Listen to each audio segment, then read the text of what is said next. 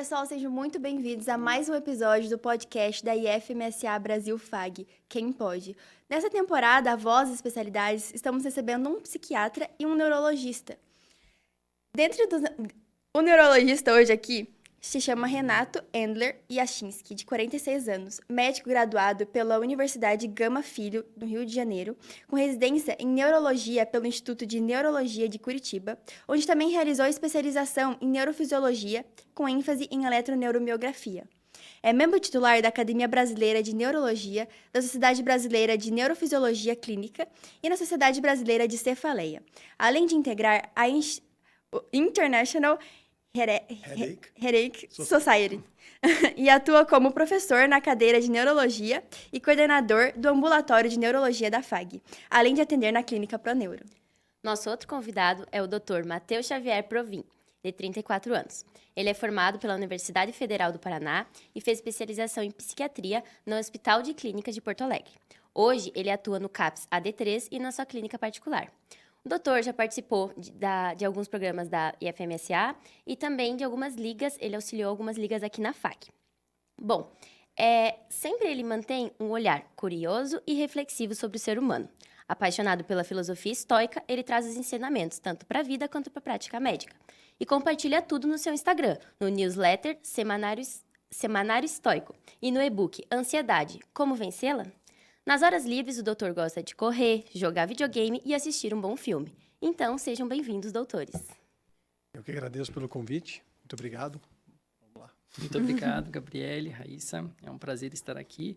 Também contigo, Renato. Vamos em frente. É muito bom ter você aqui. Gente, vamos começar com a primeira perguntinha. Para a gente conhecer melhor as intenções de vocês na especialidade. O que levou a escolher essa especialidade? Em que momento você decidiu, é isso que eu quero seguir? Durante a faculdade? Foi antes da faculdade? Foi já no final, reta final, indo para residência? Posso começar? Pode. Não, tanto faz. Vai em frente, Renato. Olha, a minha história é meio esquisita, né? Porque eu comecei a faculdade querendo fazer cirurgia plástica. Acho que grande parte, né? Não vou dizer todos, mas grande parte das pessoas que começam a faculdade pensam em cirurgia. E a minha ideia era essa, cirurgia. Eu quero fazer cirurgia plástica, achava legal e tal. E eu fiz faculdade no Rio de Janeiro.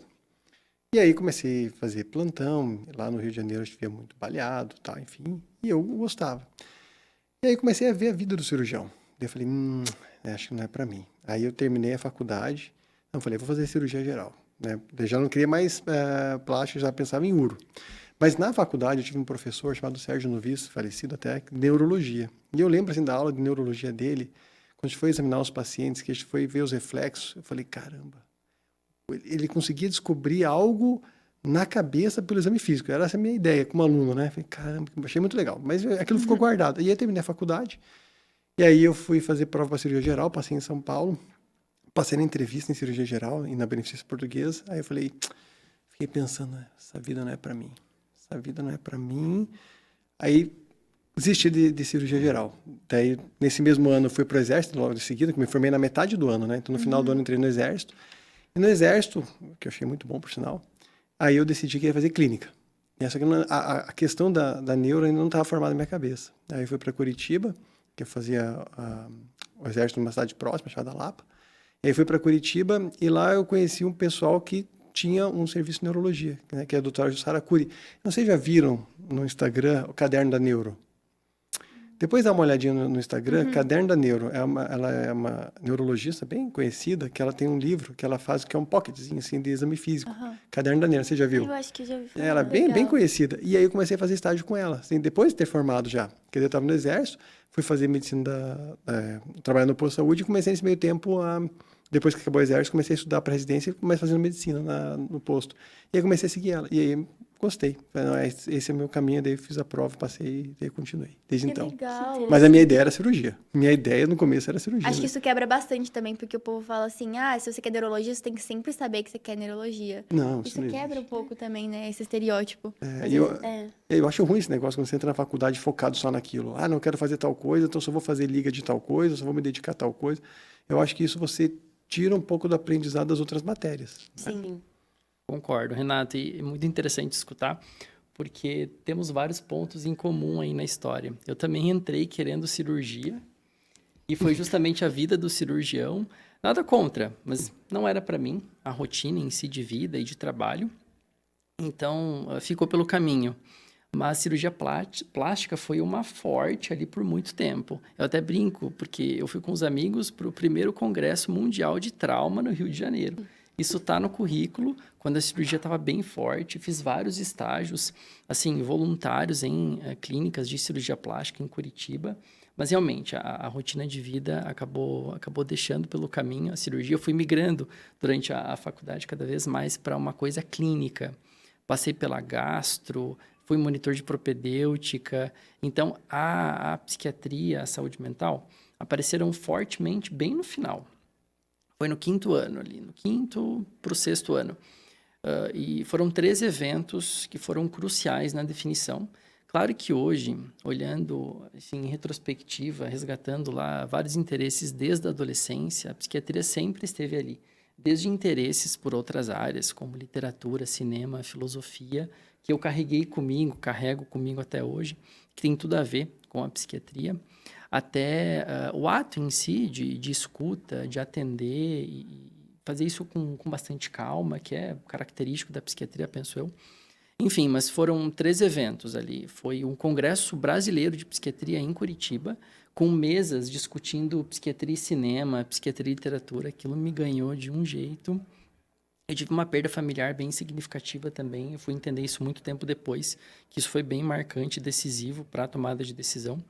E o estágio optativo que eu fiz, acompanhei o serviço de psiquiatria do Hospital de Clínicas de Curitiba, e ali eu entendi que era o que eu queria fazer, de fato. E é curioso porque na prova de residência na qual eu passei, no Hospital de Clínicas, eu ainda peguei uma época em que tinha entrevista e eu tive que responder a pergunta. Tá, mas olha, com esse currículo aqui cheio de coisa em cirurgia, por que psiquiatria? Mas eu respondi mais ou menos a mesma coisa e deu tudo certo. Passei. Então, A gente vê uma coincidência, né, sobre os dois do estágio e ter descoberto. Acho que isso fala muito porque a gente, querendo ou não, temos estágios, né? Temos práticas aqui na FAG e em qualquer universidade, mas nenhuma, acho que prática em faculdade vai ser o suficiente para a gente ter experiência e realmente decidir. Acho que a gente se dedicar a estágios e congressos fora, acho que é a chave para a gente entender de verdade o que a gente quer, né? Com certeza.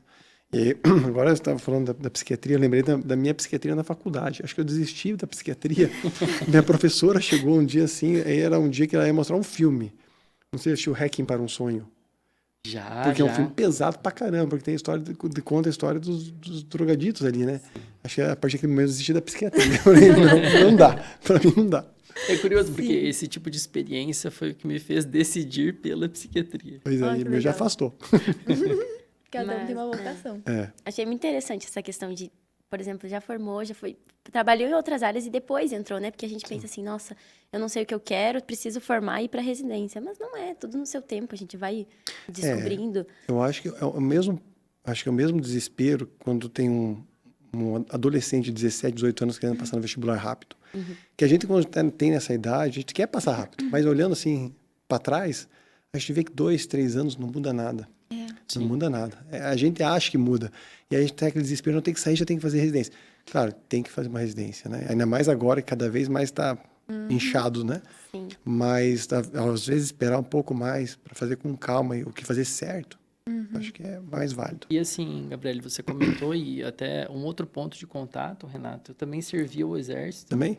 Também, 2015.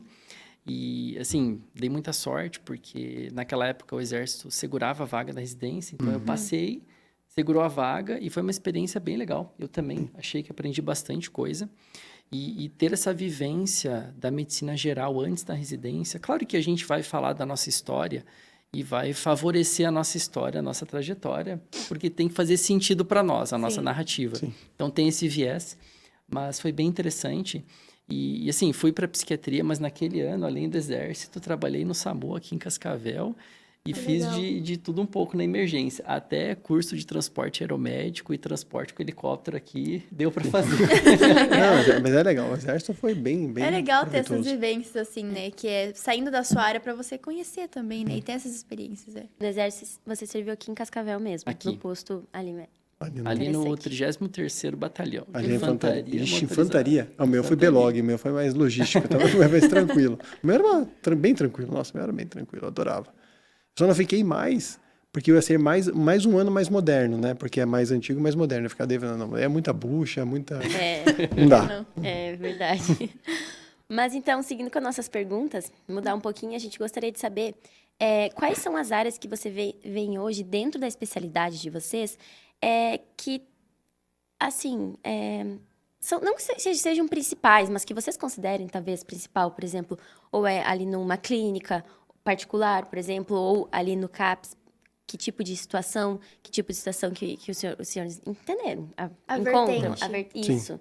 Uma área de atuação mais dentro da área, né? Isso. Não que seja principal no geral, mas que o senhor considere principal, assim. A neurologia tem uma ampla área de atuação, né? Você pode se formar... aqui não existe um hospital que tem ainda um serviço de intensivo em neurologia, mas temos em outras regiões.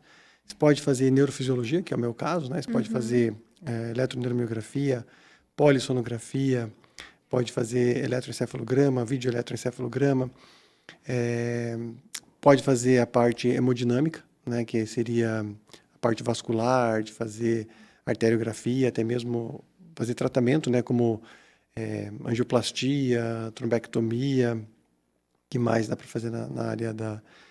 Ixi, tem tanta coisa. Nossa. Vou lembrando, pode falar. Nem Quando eu vou lembrar que tem Nem mais sabia coisa. que dava pra fazer essas Não, coisas. tem Nossa. mais coisa, que eu não estou lembrando agora também, mas assim, a área é muito ampla, né?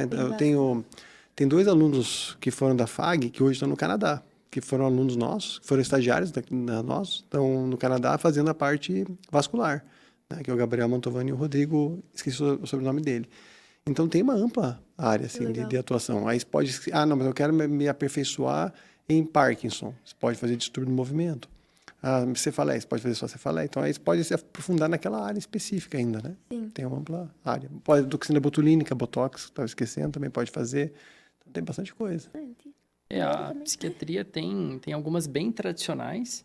Então, a gente tem a psiquiatria infantil como subespecialidade, a psiquiatria forense, tem a psiquiatria especializada em psicoterapias.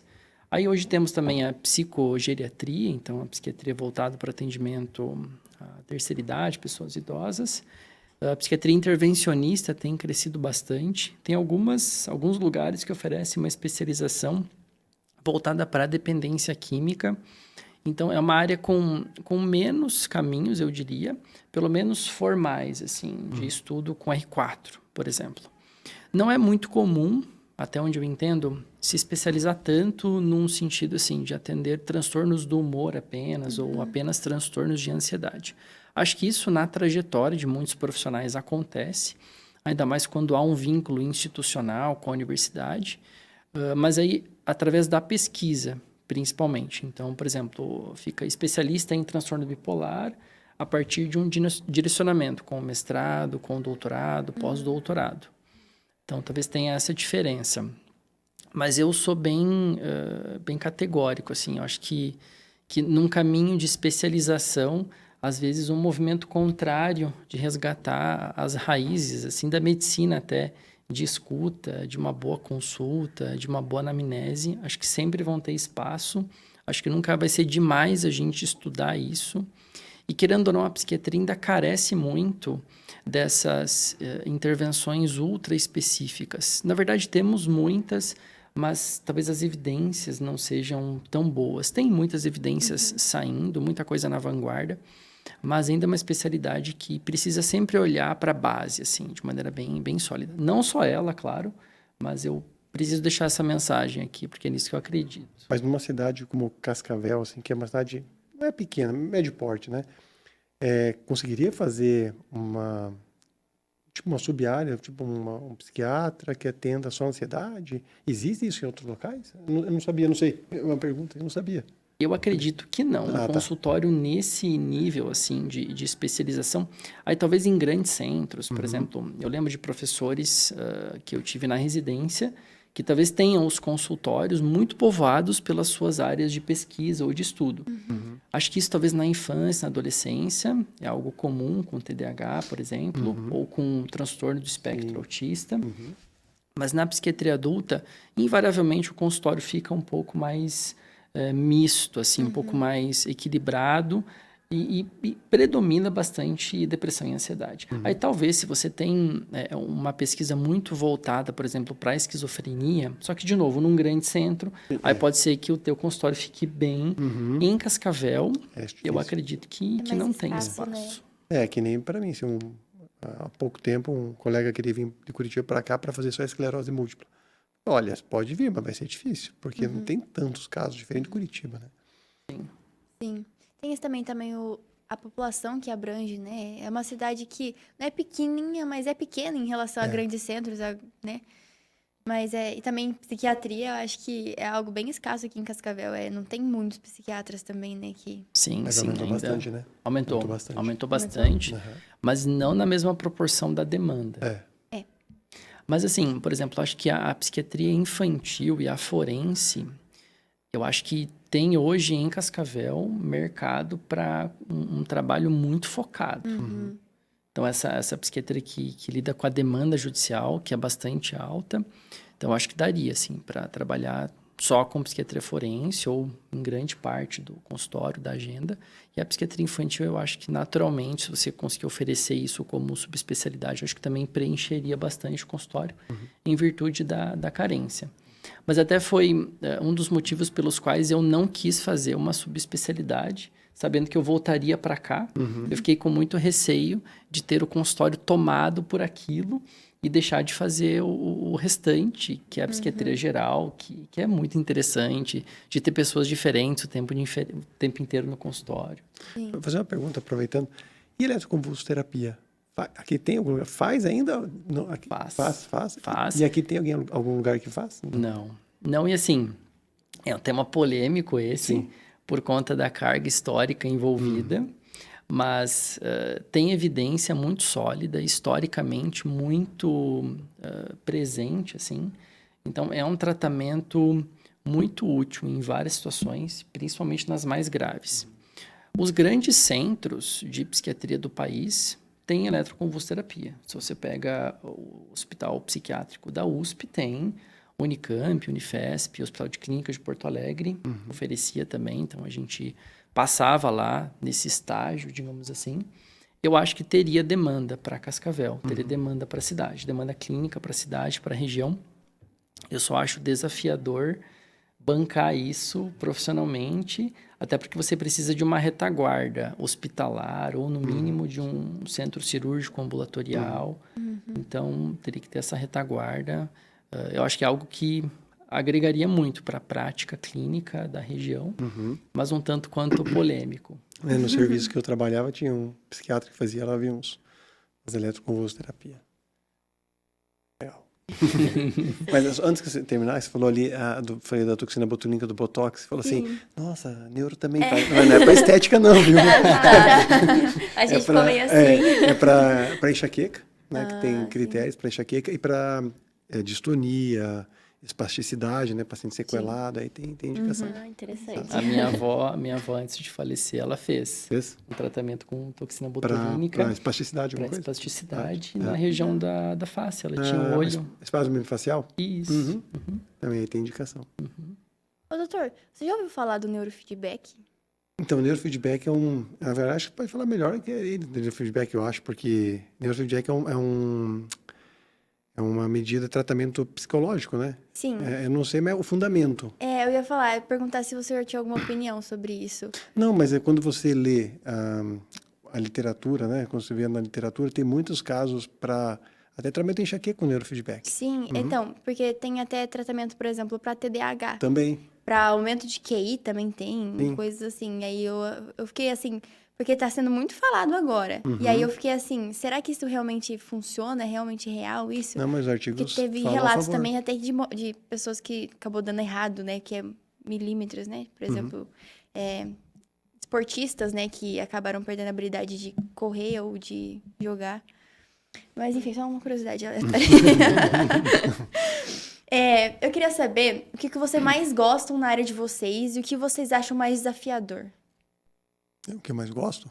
Tipo, tem algum momento que fala assim, eu acho que essa parte eu gosto muito quando Mas, trabalho assim, com isso. na parte do atendimento, da parte clínica, alguma Não, da parte da sua área mesmo, assim, eu gosto de trabalhar com essa parte, eu acho desafiador essa parte. eu gosto bastante de cefaleia.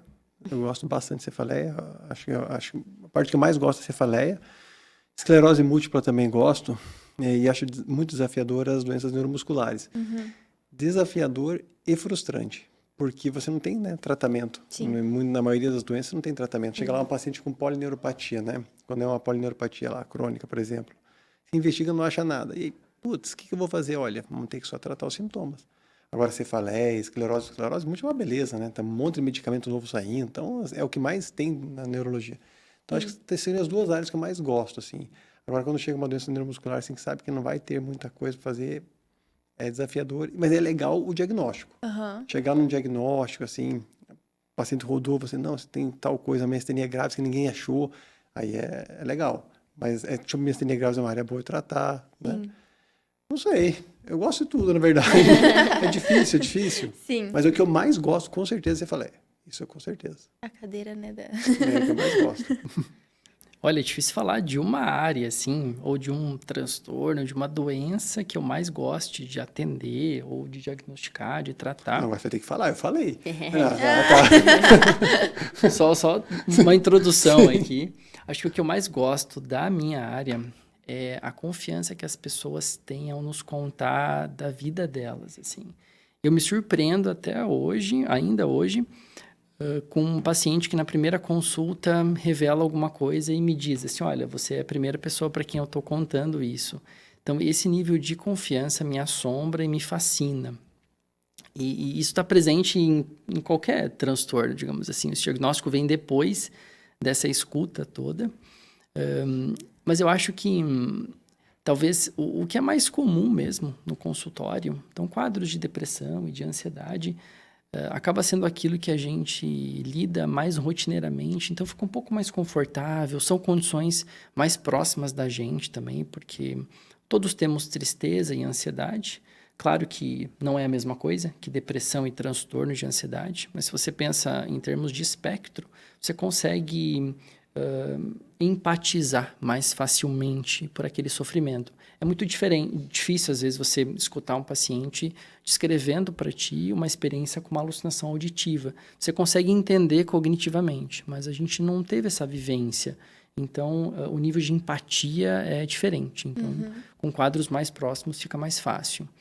E eu tenho achado difícil, desafiador, lidar com duas situações em específico que têm sido muito frequentes, bem prevalentes, que são os quadros as hipóteses de TDAH e transtorno do espectro autista.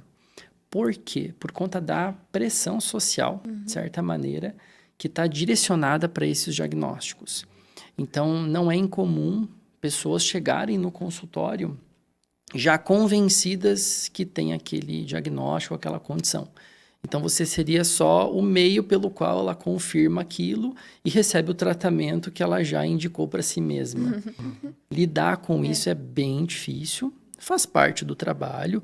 Aí vem o traquejo da profissão, a experiência nos ajuda muito ao lidar com essas situações, mas acaba sendo mais desafiador. A gente até conversou no episódio passado, o doutor falou assim que realmente até competir com a própria inteligência artificial, com a internet, com tudo. O paciente chega com um mas minha vizinha disse, meu amigo disse, minha mãe disse, e o chat falou, e aí já chega com aquilo pré-estipulado na cabeça dela. E às vezes não é aquilo, e aí você falar, fazer o paciente também entender que às vezes não é bem aquilo ali que ele acha, ou que a internet falou, é um pouco complicado, né?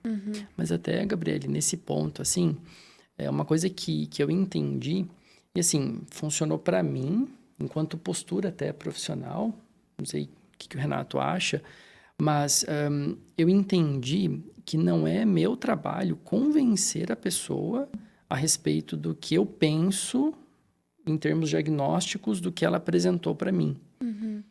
Não é um trabalho de convencimento, é um trabalho de consulta. Então, a pessoa chega até você, ela apresenta a história dela, inclusive as pesquisas que ela fez no Google, com o ChatGPT, com o DeepSeek, para fundamentar aquela percepção dela. Mas acho que vem aí a maturidade profissional de dizer, olha, eu entendo, mas sinceramente, clinicamente, por enquanto, não é a minha percepção. Eu explicaria tudo isso dessa outra forma. E é isso. Não seria entrar num debate, entrar numa discussão ali, no sentido de vencer por argumentação. Eu acho que, inclusive, esse caminho acaba trazendo um desconforto, um desgaste muito grande. E se você começa a discutir com o seu paciente, a relação médico-paciente já está indo por água abaixo. E não consigo imaginar um tratamento sem relação médico-paciente. Afasta, né? Afasta o paciente. Às vezes, muitas vezes ele nem vai voltar ali também, né? Exato. Não sei isso. É quando o paciente vai querendo ouvir uma resposta, tentar o diagnóstico, e não tem aquele diagnóstico, provavelmente ele vai em outro também. Ele vai até ouvir. E Né? vai Até encontrar ouvir. alguém que vai... Com certeza. Que vai Tem- falar o que... Mas tem que fazer a sua parte, né? Isso. Colocar profissionalmente o que você acha que está acontecendo, com o que você tem de informações, ainda mais se foi uma consulta apenas, mas colocar isso com tranquilidade e sustentar essa posição. Aí, esse é o nosso papel profissional. Agora a gente quer ir um pouquinho na parte ali, seguindo nessa área de atuação, mas levando um pouquinho para o pessoal. Como que vocês conseguem conciliar família, tempo livre, o trabalho? Se quiserem falar um pouco como funciona o trabalho para conciliar tudo isso, mas como que vocês levam hoje isso na vida pessoal? Pode Vou começar agora, então. Olha, a gente até estava conversando um pouco sobre isso antes de começar a live, efetivamente. E acho que eu e o Renato concordamos que é bem possível e que é uma questão de organização. E eu acho que isso começa por entender quais limites você tem para si e quais você vai estabelecer para fora para preservar essas outras áreas da sua vida. Porque convites profissionais, oportunidades de trabalho, de estender o horário, de dar aula à noite, isso não deixa de acontecer, ainda bem, até certo ponto, mas somos nós que temos que conseguir colocar esses limites, preservar mesmo espaços. Por exemplo, esses tempos, eu tive um evento ali para participar na prefeitura e era sábado de manhã. E eu pedi, mas está confirmado? Eu preciso saber para me organizar. E foi curioso, porque quem estava ali confirmando a situação perguntou, mas você tem consultório, dá tempo de remarcar os pacientes? Eu falei, não, é a natação do meu filho, sábado de manhã. Então, se for neste sábado, tudo bem, eu posso me organizar, mas o meu compromisso no sábado de manhã é estar com o meu filho na natação dele. Se for uma coisa recorrente, eu vou ter que declinar, porque eu não vou abrir mão disso. Então, acho que são escolhas que nós fazemos, delimitando espaços no nosso dia para que possamos manter atividades importantes para nós. Então, esse momento aqui, essa noite, esse período, esse dia, eu vou dedicar para isso. E, claro, cuidar para não engessar também. A ideia é não colocar o tempo com a família, o tempo de lazer na agenda. Acho que um pouco de espontaneidade nesse sentido é fundamental. Mas a organização, às vezes, pede que você delimite um pouco melhor os tempos e espaços. A minha rotina é bem tranquila, né? Eu começo na clínica, basicamente clínica, eu passo no hospital, vou na academia às 5 da manhã, que aí é a organização, porque se eu for deixar para de noite não vou, porque não vou nem a pau. Mas eu vou acordar às 5 da manhã ir para academia, aí é hospital e clínica, né? Final de semana é tranquilo. Mas é uma área da neurologia que dá para ter uma vida normal, com família, com filho, com cachorro, sem problema. Dá para ter uma vida normal, tranquila. Dá. É porque eu acho que a parte clínica, uma coisa que me convenceu a fazer a parte clínica é eu ter o domínio do meu horário. Sim. O que me deixava louco é, vai no hospital, vai operar, aí chama anestesista. Eu nem operava nessa época, né? Era acadêmico. Aí ficava esperando lá, braço cruzado. E demorava para chegar, e demorava. E aí eu ficava pensando, meu Deus do céu, ficar aqui sem fazer nada. E isso é uma coisa que me corroía por dentro.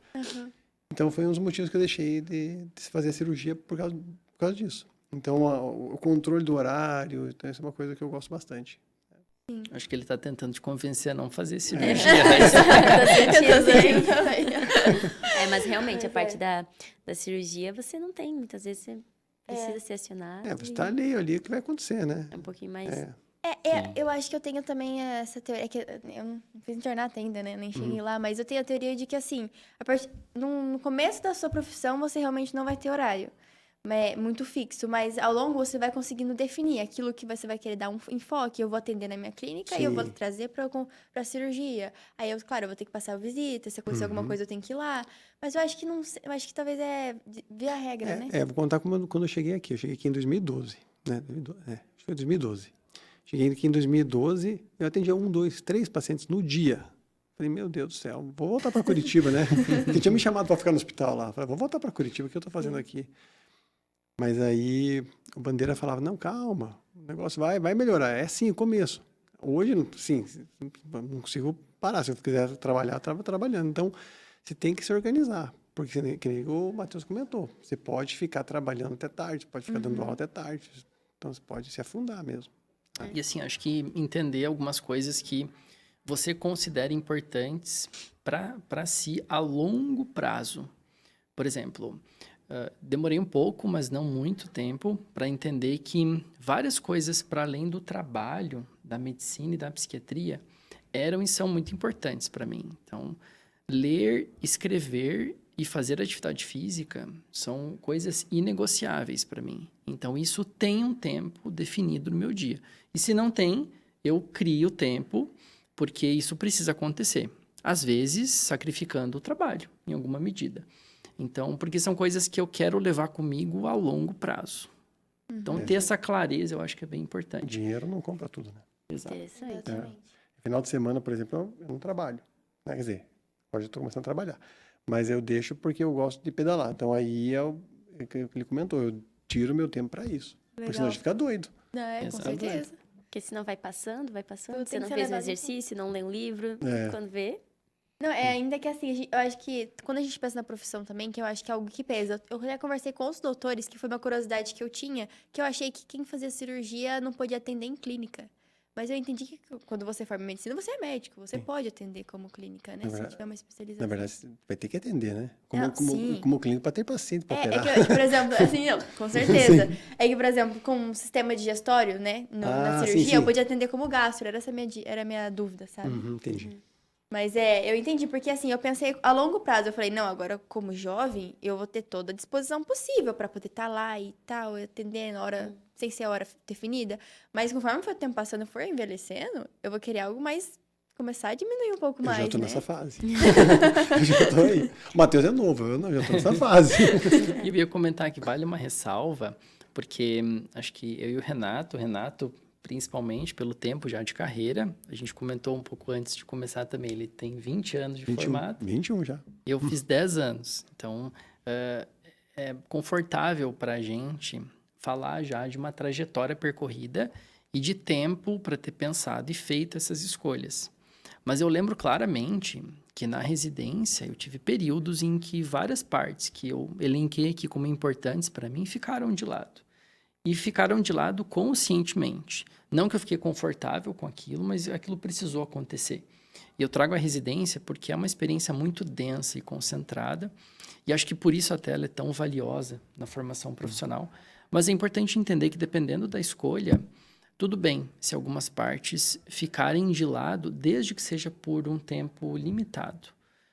O importante é não perca o foco de longo prazo, porque assim a residência vai terminar um dia. Então, não siga num ritmo de manter a mesma carga de trabalho. Dê um passo para trás no sentido de tempo, de limites e resgate coisas importantes. Eu queria saber de vocês, assim, qual foi o maior desafio no início da carreira para vocês conseguirem um espaço nesse mercado de trabalho? O doutor acabou comentando, né, que foi difícil a hora que você veio para cá, que comparando como era em Curitiba. Como foi para vocês criarem o nome de vocês aqui? Olha, eu não sei dizer.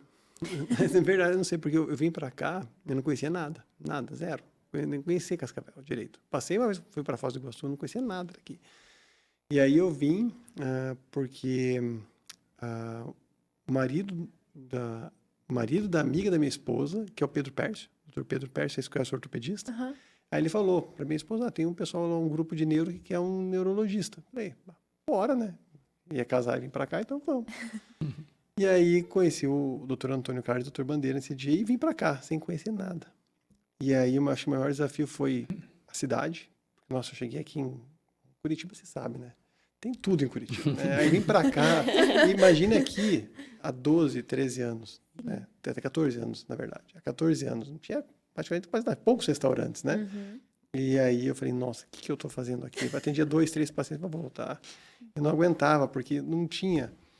Mas aí eu fui aguentando e deu certo, né? Mas acho que o maior desafio foi me adaptar à cidade no início. E aí, em 2019, me chamaram para trabalhar no Instituto de Neurologia de Curitiba, até falaram para ser chefe de serviço, vem para cá, porque saiu. Eu falei, meu amigo, agora não sai mais. Daqui agora não sai mais. Agora tá bom para mim aqui. Sim. Nossa, eu chego em casa em 5 minutos. Em Curitiba, Deus o livre. Mas isso também. Como pode as visões, né? Eu, pra mim, Cascavel é a maior cidade que eu já morei. Cidade pequena. Então, pra mim, aqui tem tudo. Sim. Não, imagina, É, eu nasci em Curitiba, fiz faculdade no Rio, voltei para Curitiba, Cascavel. Imagina. Uma mudança. Mas agora aqui tem shopping. Agora tem Shopping. 2 shoppings. Dois shoppings. É mais fácil sair de Cascavel e ir para uma cidade grande, depois voltar, do que só chegar para uma cidade menor. Foi Sem bem dúvida. difícil para mim. Assim, acho que para mim a questão da paciência foi o grande desafio, porque a gente quer que as coisas aconteçam muito rápido. Querendo ou não, a gente passa muito tempo estudando. Claro que trabalha também, muitas vezes, mas ter paciência para as coisas acontecerem é desafiador. E algumas coisas, aquelas que valem a pena, por exemplo, um consultório sólido, com pacientes recorrentes, isso demora para acontecer, não tem como acontecer rapidamente. E exige consistência, exige constância. Então, acho que esse, para mim, foi o maior desafio. Acho que entender isso foi o maior desafio. Porque depois que eu entendi que eu tinha que estar ali, que as coisas iriam acontecer, uma vez que eu estivesse ali fazendo o trabalho que eu aprendi na minha formação, isso aconteceria naturalmente. E, talvez quando o Renato diz, olha, agora eu não saio, é justamente agora que eu esperei, tive Exatamente. paciência e a coisa tá consistente, Tá andando, é não isso. é agora que eu vou deixar. Mas deixa eu te perguntar, como é que você veio parar em Cascavel? Você é de Cascavel? Sou de Cascavel. Ah, é de Cascavel. Então, o plano foi legal. sair e voltar. Ah, entendi. Ficar perto da família. A família da minha esposa Legal. também é daqui. Tudo. Ah, tá. É que você falou que fez exército, né? Ele falou que fez federal em Porto Alegre. Eu falei, caramba, vai vir parar aqui. Tá explicado lá. Tá explicado. Que loucura. E tem alguma coisa que vocês fizeram no início da carreira, ainda nessa questão de começar, que fariam diferente hoje? Ou acha, nossa, eu fiz tudo certo? Ou talvez, até uma dica, né, pro pessoal que tá nos assistindo. Ah, isso eu poderia ter feito diferente? Em qualquer relação, pode ser em tempo, em escolhas, em atendimentos. Acho que eu não digo assim, voltar a fazer diferente, porque a gente nunca faria diferente. Mas Sim. se fosse hoje, acho que eu faria isso aqui. Talvez seria mais fácil. Lá no comecinho. Pois é, não sei. Olha, a resposta anterior, eu acho que essa não tem como não ser uma sequência. Eu teria menos pressa. Porque em alguns momentos eu me sobrecarreguei de trabalho e de atendimentos, querendo fazer a coisa acontecer, para usar uma expressão aí atual. Então eu teria menos pressa, porque a coisa não é feita acontecer, ela acontece a partir da presença, da constância, com qualidade.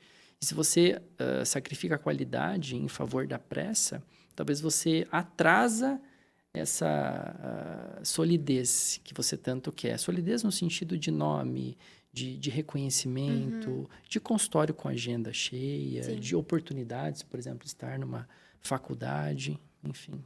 É, o meu não era muita pressa, não, porque eu não tinha paciência. Acho que o meu talvez fosse ansiedade. Eu sei medicado aqui hoje. Certeza que eu sei medicado. Já passei com uma paroxetina. Eu acho que talvez fosse ansiedade, de querer acontecer. Porque pressa não tinha paciente mesmo. É triste.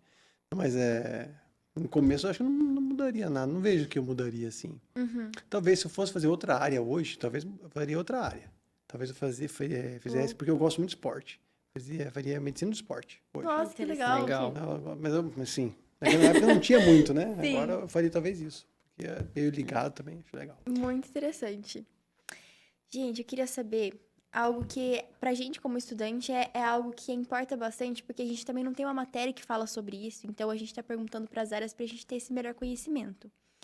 Você tem alguma dica sobre finanças para quem está começando na carreira como médico, na especialidade de vocês? Você vê algo que eu acho que é um conselho que eu daria para mim quando eu estivesse na residência, ou para mim quando eu tinha acabado de recém-formar e estava indo para minha área, sobre a parte financeira?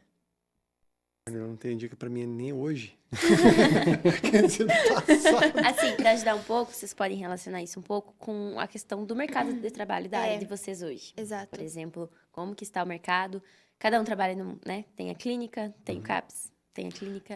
Do ponto de vista do mercado, eu acho que Sim. neuro ainda é uma área que tem poucos, né? Uhum. Eu vejo muito ortopedista, vejo muito cardiologista, mas eu não vejo tanto neuro, principalmente neuroclínico, né? Que as pessoas confundem neuroclínico com neurocirurgião, né? Então tem poucos acho que em Cascavel nós temos 4 ou 5 neuroclínicos. É pouco, né? No máximo Nossa. 6 neuroclínicos. Gente, é bem mais. Então, mas neuro, em geral, englobando neurocirurgião, aí tem bastante. Uhum. Mas eu acho que é uma área ainda que tem muito campo ainda, né? Aqui em Cascavel. Acho que mais pessoas vão vir agora, até porque a gente tem acadêmicos que se formaram, já são residentes, já estão no R3, então vão acabar voltando. Mas acho que é uma área ainda boa para fazer, né? Só que tem que gostar, né? Tem que gostar. A psiquiatria, eu também acho que é uma área bem promissora. Acho que é um mercado em crescimento. Eu tenho a impressão de que algumas escolhas sociais que nós temos feito e não parece que vamos mudar, tendem a aumentar o sofrimento mental. Por exemplo, se a gente pensa nos recursos tecnológicos que estão cada vez mais disponíveis e que muitas vezes aparecem quase como substitutos para essa interação humana, eu entendo isso como produtor, assim, de adoecimento mental, porque nós somos seres essencialmente sociais, quer a gente queira ou não. Então, nos privarmos disso em favor dessa tecnologia vai produzir adoecimento social. Então, acho que é uma área em crescimento. Tem aumentado bastante a oferta de vagas, cursos nesse sentido, mas a demanda ainda tem crescido muito mais do que a oferta em si. E enquanto o Renato falava, eu fiquei pensando, e eu vou trazer 2 dores minhas em relação a essa parte de finanças, porque realmente a gente não tem isso na graduação. Ainda que eu fiz na faculdade, na federal, eu tive uma matéria chamada Administração Médica. Mas era uma optativa, eu tentei, assim, levar a sério, mas eu sinto que não ficou muito da matéria para mim. Ela foi, talvez, num momento muito distante da formatura. Então, quando eu me formei, os conceitos ali relevantes já não estavam à mão. E talvez 2 dicas, assim, ou 3. Mas fuja da pessoa física se você puder. Então, tenha uma empresa, porque você consegue eficiência tributária tendo uma empresa. Legalmente, você paga menos imposto, trocando em miúdos. Mas, ao mesmo tempo, não encare a sua empresa como uma extensão da sua conta de pessoa física. A empresa é uma outra entidade, então faça toda a contabilidade da empresa e depois tire o seu prolabore ou o lucro, enfim. Mas não use a conta da empresa como se fosse um banco pessoal ali, que você pode acessar a qualquer momento. E tenha noções de contabilidade. É claro que a gente precisa ter um contador, e a gente nem tem que ter o mesmo nível de conhecimento que esse profissional, mas conhecer um pouco de contabilidade para você conseguir sentar junto com o contador e conseguir manter uma conversa com ele, eu acho bem importante. Pensando também em mecanismos de eficiência tributária. A gente tem vários caminhos possíveis. Por exemplo, eu tenho uma empresa que está tributada pelo Simples Nacional, mas isso pela característica do meu atendimento, pelo modo como a empresa recebe as receitas dela, faturamento, enfim. Mas dependendo da área, dependendo do volume de dinheiro, do nicho, outras formas, lucro presumido, lucro real, podem ser mais vantajosas do ponto de vista tributário.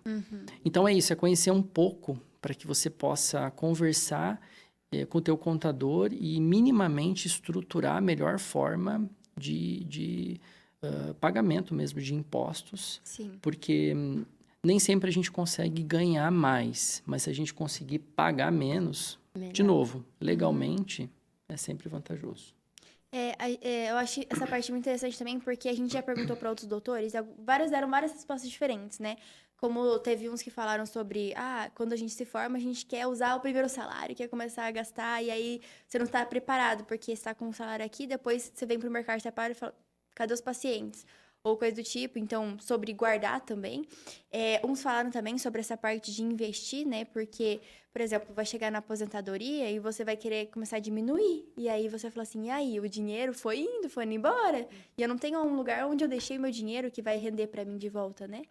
Então, toda essa parte, até a gente tem a aula de informática, que é pra gente dar conhecimento um pouco melhor dessa área mais digital, de planilhas e tudo mais, que ele falou também sobre, se você for atender em convênios, né? Eles não é assim, ele te paga todo mês, né? Eles são meio, paga 92 dias depois, então soube se organizar também na parte financeira. Então, eu acho muito importante se falar sobre isso, né? Pro o médico recém-formado saber se organizar e não ser uma pessoa que só Mas sai, no né? primeiro salário é difícil não torrar, hein? Eu Mas é sei. difícil. É difícil. No primeiro é difícil. É. Mas realmente essa questão, a gente, por exemplo, teve essa matéria, mas a gente tem ela no 4º período. E aí até você se formar, passa muito tempo. O ideal seria ter até pessoas, por exemplo, eu tenho FIES aqui, e aí eu tenho que sair, eu tenho que começar a pagar, mas eu tenho que saber administrar. Como que, porque não é assim, nossa, eu vou sair e vou ganhar um salário. Não é assim. E aí muitas vezes a gente não tem essa noção nenhuma, porque é muito fácil pensar, nossa, o médico forma e já ganha dinheiro, mas não é bem assim a realidade, né? Tá cada vez mais difícil, né? Sim. Né? Esse dia eu estava conversando com um ex-aluno que estava fazendo plantão não sei aonde, na cidade interior, que estava pagando um pouquinho melhor, mas não era um valor alto, não. Tá cada vez mais difícil, né? Sim. Cada vez mais difícil. Cada vez mais difícil. Bom, a gente gostaria de saber agora, a gente está se encaminhando um pouco para o final, um caso marcante na carreira de vocês. Claro, sem citar nome de paciente nem nada, mas algo que marcou, que fala assim, nossa, eu tenho certeza que eu estou no lugar certo, eu amo o que eu faço, ou algo que talvez às vezes uma situação não tão boa também que marcou. Caramba, deixa eu pensar, não sei. Eu vou começar, Renata, porque Sim, algumas dessas perguntas, por exemplo, quando vocês perguntaram por que psiquiatria, eu já respondi tantas vezes. Então, quando vocês perguntaram um caso agora, tem um que eu diria que me ensinou muito. Foi em 2019, eu atendi ele no CAPS AD3. Claro que tem vários casos interessantes que passam por nós o tempo todo. Como eu disse, assim, dentro da psiquiatria, eu tenho a oportunidade de ver cada pessoa como um universo em si. Isso é um privilégio. Então, cada caso é extremamente interessante, mas teve esse que me marcou, porque foi um paciente que nem está mais com a gente ali no serviço, mas era um paciente emblemático, no sentido de estar ali há muito tempo, há muitos anos. Eu entrei no CAPS AD3 em setembro de 2019, então eu atendi ele poucas vezes. Esse evento aconteceu em dezembro.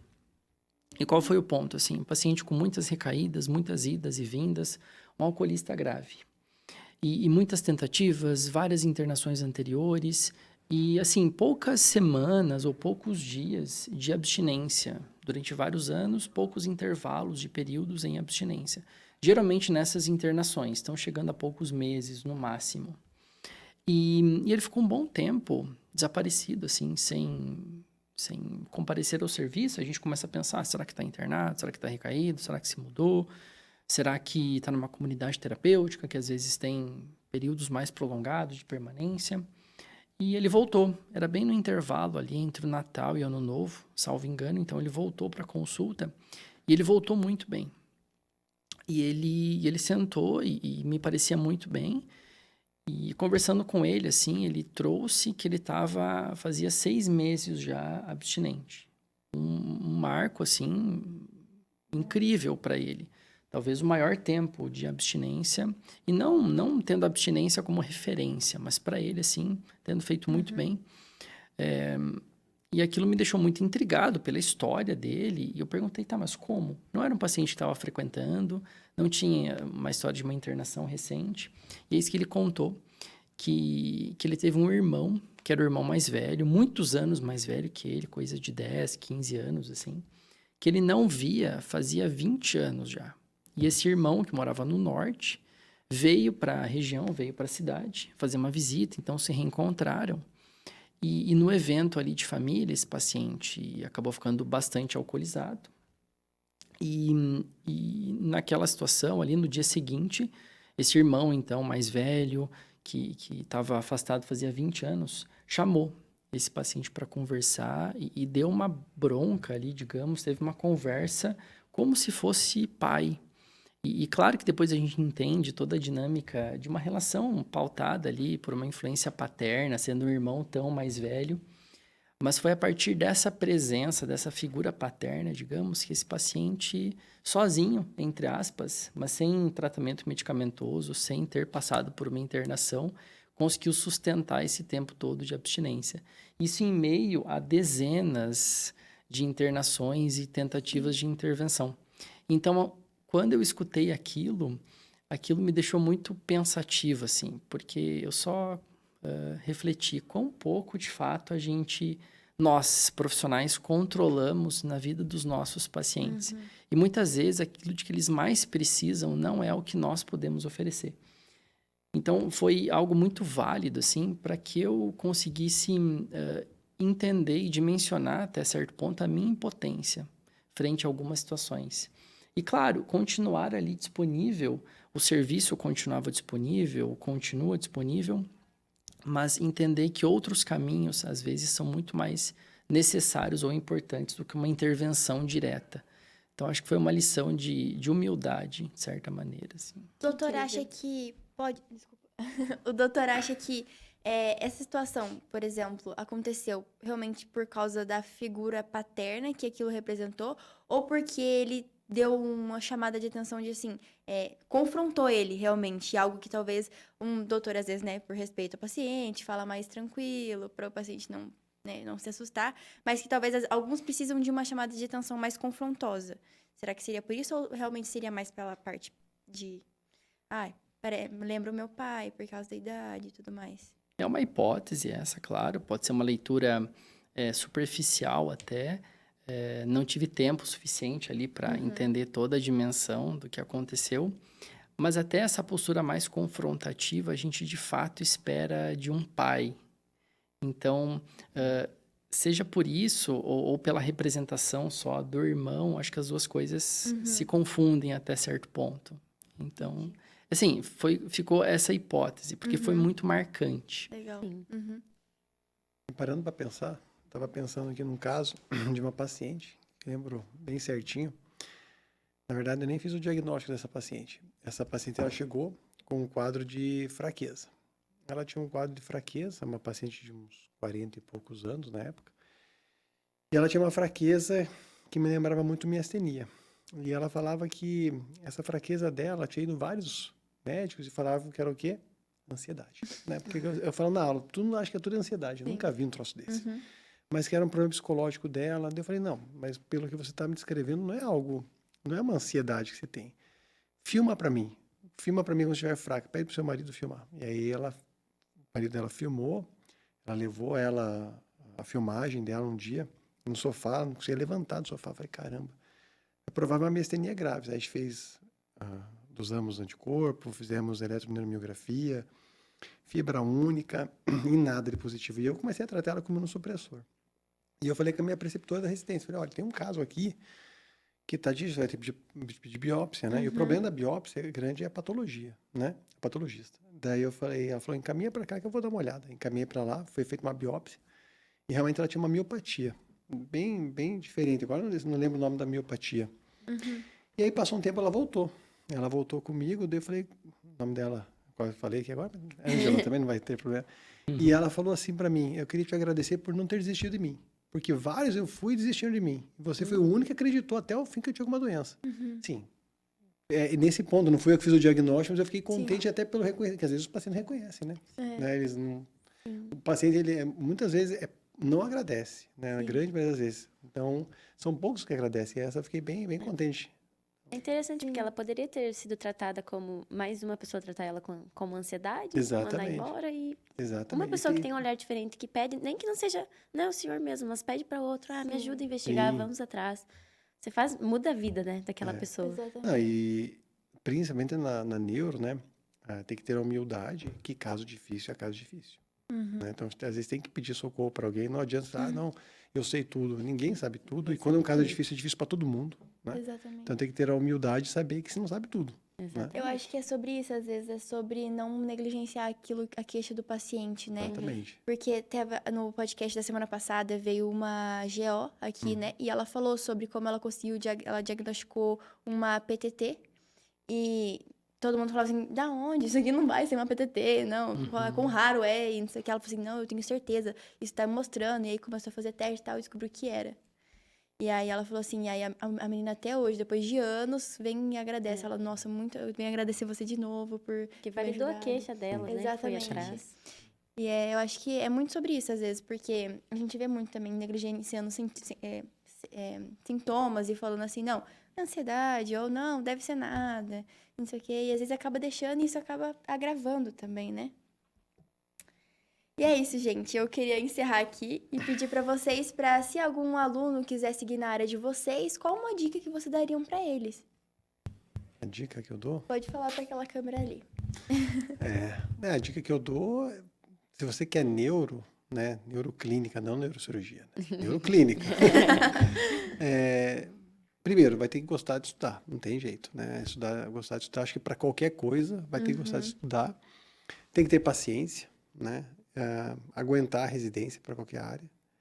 E eu acho que assim, fazendo com amor, fazendo gostando, acho que não vai ter empecilho, né? Agora, se você está na dúvida, será que eu quero neuro? Será que eu quero psiquiatria? Será que eu quero cardio? Né? Que a gente estava conversando antes, faz um estágio, acompanha um serviço, veja como é que é mais aprofundado. Muitas coisas vocês não sabiam que tinha na neuro, né? Então, acho que essa que é a dica. Acho que se você quer neuro, né, a gente tem um estágio, aprofunda, fica 6 meses no estágio, conhece um pouquinho melhor. E se não gostar, parte para outra e bola para frente, né? Sim. Isso aí. Interessante. Bom, acho que eu vou deixar a dica que eu recebi de um professor, de um preceptor na residência, chamado Lucas Lovato. E eu perguntei na época assim, sobre a psiquiatria em Porto Alegre, porque Porto Alegre tem uma das densidades de psiquiatras por habitante maiores do Brasil, talvez. Não sei se é assim ainda hoje. Mas eu perguntei para ele sobre como é que era a especialidade naquela cidade. Ele falou assim, olha, Matheus, se você quiser exercer uma psiquiatria muito voltada para atendimentos rápidos, para prescrição de medicação, para isso já tem gente demais. Agora, se você estiver realmente interessado em escutar seus pacientes, acompanhá-los nas suas dores, no sofrimento, por maior que seja a dificuldade deles até de diagnóstico, de tratamento, então, para esse tipo de exercício, a psiquiatria sempre vai ter lugar. Então, se você está pensando em psiquiatria, pense nesse segundo profissional. Não esqueça da escuta. E eu falei em algum momento aqui das bases da medicina, uma boa anamnese, uma escuta, um bom diagnóstico. Isso ainda é a ferramenta principal do psiquiatra, que carece de exames e afins. Então, eu deixaria essa mensagem. Muito obrigada, doutores. Obrigada. E obrigada, presença. pessoal, por ter assistido. Obrigada, pessoal do Instagram que acompanhou a live. E obrigada, pessoal do YouTube que assistiu o nosso podcast. E fiquem atentos que no último sábado do mês temos o próximo episódio. Muito obrigada, pessoal. Tchau, tchau.